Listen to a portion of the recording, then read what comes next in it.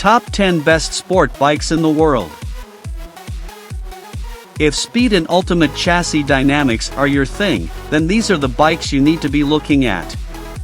Motorcyclists have always loved chasing speed, and the manufacturers have done their best to deliver.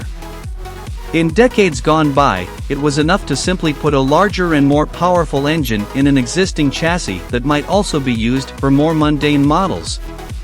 10. Triumph Daytona Moto2 765. Making use of that talented 765 cubic centimeters Triumph Street Triple engine, Triumph brings back the Daytona and gives it a limited edition appeal with the Aero titanium race exhaust that helps it make 128 horsepower. Apart from it, it gets new full carbon fiber bodywork, official Moto2 branding, Union Jack paint scheme, billet machined aluminum top yoke with the laser-etched number, single seat, TFT dash, and gets over 35 genuine Triumph Daytona accessories to choose from. 9. MV Agusta Superveloce 800. After year-long speculation, the House of MV unleashed their uber-cool superbike, the Superveloce 800. It is based on the F3 800 but gets new ergonomics, retro fast styling, and a different powertrain characteristic.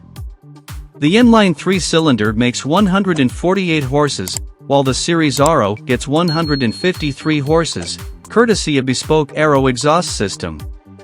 Both machines get clip-ons, retro fairings made from carbon fiber for the Series Aero rather than plastic on the regular, LED lighting, and wire wheels for the Series Aero. The ALS steel trellis gets combined with an aluminum swing arm, Marzocchi USD forks, Sachs shock, and 4-piston Brembo monoblock with Bosch ABS. 8. KTM RC8. In 2021, KTM announced a limited edition sports bike, the RC8C. An initial 100 bike production run sold out in mere minutes when it went on sale on KTM's website, despite a near $40,000 price tag. In 2022, KTM announced a further 200 examples of the RC8C would be built, and this sold out even quicker. The only problem is, while the RC8C is as near to a race replica sports motorcycle as you dare wish for, full of race technology and built from exotic materials, it is a track-only bike, not road legal, and also extremely expensive. Meaning that the likelihood of any of the owners actually riding it in anger is rather slim. 7. Aprilia RSV4 Factory 1100. The Italian underdog. Aprilia has always played second fiddle to Ducati in the public's perception, but that doesn't mean that the RSV4 isn't just as brilliant as the Panigale V4. If anything, the RSV4 is a thinly disguised MotoGP bike, with even more power than the Ducati Panigale V4 214 horsepower and chassis features lifted straight from the RSGP MotoGP bike. It also seems to have been built with taller riders in mind, as the riding position is surprisingly roomy. The chassis dynamics are otherworldly, providing epic handling, mountains of grip and braking power, all wrapped up in a compliant, even plush, ride.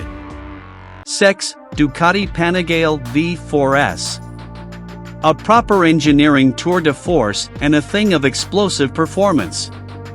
The Panigale V4 really is excess all areas in the motorcycling arena.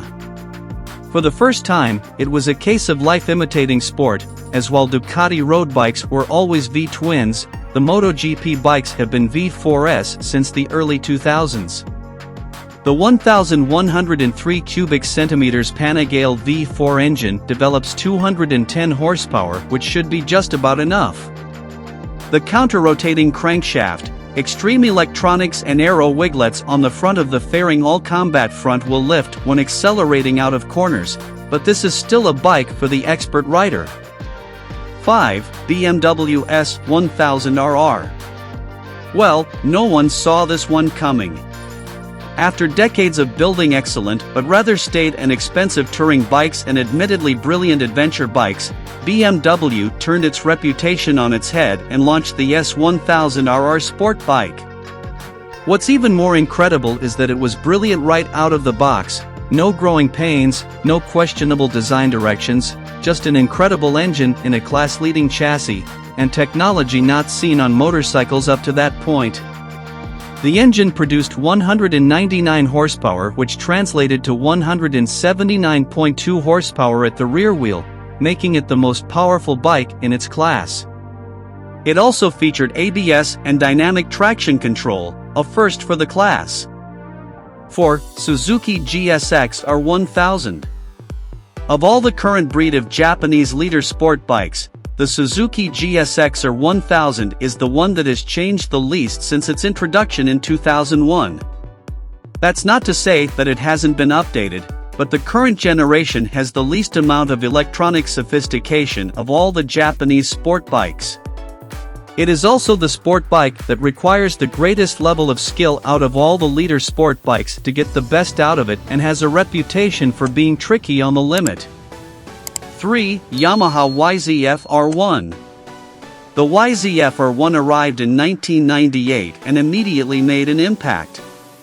The engine and transmission structure was made as possible by stacking the transmission shafts on top of each other behind the cylinder block. Doing this enabled Yamaha's engineers to fit a longer swing arm, which aided stability, while still keeping the wheelbase as short as possible and also allowing the engine to be placed in the frame for optimized weight distribution. Over the years, as with all long-running sports bikes, the R1's chassis and engine have been developed over the years in a series of 7 different generations. Power output has risen from 150 horsepower to 199 horsepower, while weight has remained pretty static, 437 pounds up to 439 pounds. 2. Kawasaki ZX10R. The biggest showcase for sport bikes is the World Superbike Championship, and in recent years, the title has been the preserve of one man on one bike, Jonathan Rea on the ZX10R, winning the title 6 years running from 2015 to 2020.